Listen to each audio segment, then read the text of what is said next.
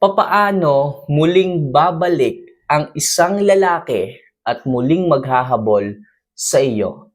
Napakarami ng ating mga kababaihang subscribers ang nagtatanong kung posible ba na mangyayaring bumalik ulit ang isang lalaki at sa pagbabalik ng isang lalaki, siya naman ang maghahabol sa iyo.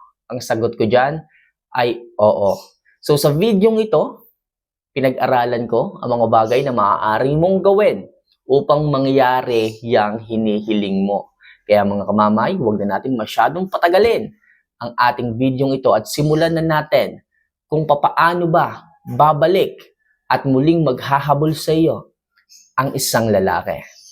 So number 1, ipakita mo na kaya mo pa ring maging masaya kahit wala na siya. Tandaan niyo mga kamamay, kapag ka ipinakita mo na masaya ka kahit wala siya, mag-iisip ang isang lalaki. Mag-iisip ang lalaking nang iwan sa'yo sapagkat nakikita niya na kailan ka lang niya iniwan, nakakangiti ka na kagad. Na kailan lang kayo nag-break, nagiging masaya ka na agad. So nagigilty ang isang lalaki kung bakit ka ganyan, kung bakit hindi ka nai-stress, kung bakit hindi ka lumuluha, kung bakit hindi ka naghahabol, kung bakit hindi ka nagpaparamdam sa kanya. Maraming katanungan mga kamamay. Ang gugulo sa kanyang isipan, ang papasok sa kanyang isipan, hanggang sa ma-realize niya na babalikan ka na niya. Sapagkat siya yung talo eh. Kaya mong mag-move on kahit wala siya. Kapag kaganyan, iipis-ipis ulit yan mga kamamay. Magpaparamdam ulit yan kamamay. Sapagkat kaya mo palang maghanap ng iba na maging masaya sa iba kahit wala siya. Iisipin niya, ay teka lang, babalikan ko to kasi kawawa ako. Ako yung mawawalan. Akala ko kasi maghahabol. Akala ko kasi iiyak. Diba? Ganyan ang iisipin ng isang lalaki. At ang isang lalaki sa pagtagal ng panahon ng araw at hindi niya patatagalin ng masyadong matagal, babalikan ka na niya sapagkat maaaring makahanap ka ng iba, maaaring nagiging komportable ka na sa iba, at ipagpalit mo na siya ng tuluyan. Kaya mga kamamay, napakagandang gawin na pilitin mo at kayanin mo na maging masaya pa rin kahit wala na siya. Sa ganyang paraan mga kamamay, muling babalik ang isang lalaki at siya naman ang hahabol ng hahabol sa iyo. So number 2, ibaling sa sarili mo ang focus at huwag sa kanya. Tandaan niyo mga kamamay, kayo yung iniwan, kayo yung sinaktan, hindi dapat kayo ang naghahabol. Mag-focus sa inyong sarili, sa pagpapaganda, sa pag-aayos, sa pagpapasexy, okay? Sa pag-i-improve ng inyong sarili. Sa ganyang paraan mga kamamay, magugulat na lang ang isang lalaki kung bakit bigla kang gumanda sa kabila ng panahong iniwang kanya.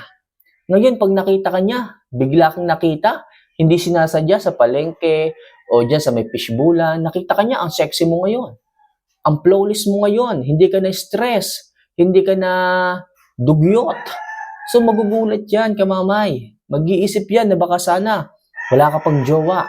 Baka mamaya, sabihin niya, bakit ba iniwan ko to? Eh, napakaganda pala, di ba? Ipakita mo sa isang lalaki na nag-i-improve ka simula nung iniwang kanya. Diyan siya muling babalik at maghahabol, manghihinayang sa kung anumang kanyang binitawan kapag nakita niya ang kagandahan mo. Mag-focus sa sarili mo at huwag sa kanya. So mga kamamay, kung nagugustuhan mo yung ganitong klase ng love advice na is-share ko dito, huwag mo sanang kalimutan na mag-subscribe at mag-click sa like button. Walang bayad dyan mga kamamay. So next, ipakitang wala ka ng pakialam sa kanya.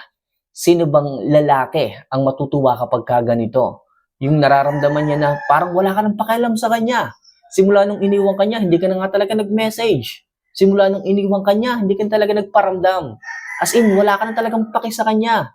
So mag-iisip din talaga ang isang lalaki kapag ganyan eh. Right after ng breakup ninyo at ni isa hindi ka na naghabol, ni isa hindi ka na nag-chat, ni wrong send hindi ka nakapag-wrong send. Talagang mag-iisip yan. Bakit ganyan ka? Bakit hindi ka naghahabol? Parang hindi ka affected sa mga nangyari. Eh ano naman sa'yo? Ganyan sabihin mo. Dapat nga, hindi ka na talaga pinapansin kasi sinasaktan mo lang naman ako. So, tamang gawin yun mga kamamay. Huwag mo na siyang pansinin. Dapat alisin mo na ang paki sa kanya para talagang ang lalaki ay hindi makakatulog sa pag-iisip, sa panghihinayang. Okay? At syempre, baka isipin niya, baka meron na tong iba kaagad. Kung bakit hindi siya nagpaparamdam, baka meron ng kumuha ng atensyon niya. Baka mamaya may iba na siyang kachat. Ngayon, pag hindi ngayon, napakaliyang isang lalaki, magkakamali yan ng desisyon. Sabihin niya, nagkamali yata ako ng desisyon na iniwan ko siya. May message ko ulit para magkabalikan kami. So, di ba, sa ganung paraan mga kamamay, muling babalik ang interes mo sa lalaki, muling magtataka ang isang lalaki, at muli yung babalik at maghahabol sa iyo. Basta ipakita mo lang na wala ka ng pakialam sa kanya. So next, pigilan mo ang sarili mo na magparamdam at mangulit. Oo, mahirap tong gawin kasi mga kababaihan, emosyonal yan eh. Kapag sinaktan ng mga yan, hindi maaaring hindi yan magpaparamdam ng kanilang panig. Kung siya ay nasaktan, kung ano-anong i-message niya, ganito, ganyan, manimisik, kung ano pa man, tapos sa bandang huli, magmamakaawa. Akala mo ang titigas. Akala mo, ang tataas ang tingin sa sarili, tapos sa bandang huli, maghahabol. Mga kamamay, ang paghahabol, sign po yan ng pagiging low value ng isang tao. Okay? Ng isang babae. Kaya kung kayo ay palaging mangungulit, kung kayo ay palaging magme-message sa kanya, malamang sa malamang, lalayo ang isang lalaki sa inyo, sapagkat ganun ang tendency kapag ka sila ay hinahabol. Ang isang aso, kapag ka tumakbo ka at hinahabol ka ng isang aso, malamang hahabulin ka. Pero kung ikaw ay hinahabol at ikaw ay tumigil, walang magaganap na paghahabol. Kasi tumigil ka eh. Ganyan din sa pag-ibig mga kamamay.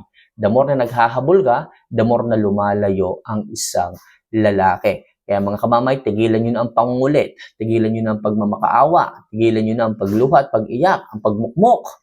Walang may dudulot yun na maganda sa inyo. Sa madaling sabi, kung kayo ay sinaktan, kung kayo ay iniwanan, hayaan nyo mga kamamay. Ipakita nyo sa kanya kung sino ang iniwanan niya, kung sino ang ipinagpalit niya, kung sino ang kanyang sinayang ika nga ng iba para silang nagtampo sa bigas. Ipakita mo lahat ng maaaring mong i-improve, lahat ng kakayahan mo, iangat mo. Okay, tandaan nyo mga kamamay, kayo yung iniwan, kaya dapat sila ang maghahabol at hindi kayo. So next, i-post ang magagandang larawan sa social media at akitin mo siya. Yes, mga kamamay, right after na ma-share ko sa inyo ang mga naunang tips kung paano nyo sila mapapabalik, kailangan mag-post naman kayo sa social media ng inyong mga achievements. Kamamay, ano bang achievements ang sinasabi mo? Siyempre, sabi ko nga, mag-improve kayo ng sarili, magpaganda kayo, huwag kayong maghabol, mag-focus sa inyong sarili. Pagka nakuha nyo yung alindog, yung ganda, dahil nga nag-aayos kayo, inaalagaan nyo sarili ninyo, ito na yung pagkakataon na ipakita ang bunga ng inyong sacrifices. Ipakita ang bunga ng inyong paghihirap. Okay? Tandaan nyo, hindi biro ang mag-self-improve. Pero, kung inyong gagawin ito ng maayos, malamang sa malamang, magiging matatag ka, magiging kahanga-hanga ka, muli kang babalikan ng isang lalaki. So kapag ka nag-post ka sa social media ng magagandang kuha mo, magagandang aura mo, yung mga OOTD mong suot, sigurado ako maghahabol ang isang lalaki. Sigurado ako tulo ang laway ng isang lalaki. Lalo na kapag ka yung ipinoso mo yung mga two-piece mo, yung naka-two-piece, naka-swimsuit, naku po, sigurado ako mga kamamay. Babalik at babalik yan, sigurado ako, asahan mo, antayan mo lang. Okay? Mag-post ka ng mga ganyan. Yung tipong dati-rati nung kayo pa, pinagbabawalan kanya na mag-post ng naka-swimsuit, mag-post ng naka-two-piece, ngayon gawin mo. Wala nang pumipigil sa iyo. At medyo akitin mo siya. Okay? Maglagay ka ng caption dyan na kung ano, basta maaakit mo siya. Kasi kapag ka nakita ng isang lalaking nang iwan sa'yo na may maraming message sa ilalim, maraming comment, naku po mga kamamay, hindi magkaintindihan ng isang lalaki sa muli niyang gagawing hakbang. Mag-iisip na mag-iisip ano bang paraan para muli kong makuha tong babae na to. So, napakahirap palang bitawan sapagkat kitang-kita ko ang ebidensya. Napakaputi, napakakinis, napakatambok. Diba? So, kapag kaganyan mga kamamay, muli yang babalik at muli kanyang hahabulin muli. So mga kamamay, ilan lang yan sa mga bagay na kailangan nyong tandaan. Kung sa'yo, feeling mo makakatulong ang video ito, mag-comment ka naman ng pangalan mo at kung taga saan ka. Hihintayin ko mga kamamay. So hanggang dito na lang muna ang video natin. See you for our next vlog. Paalam.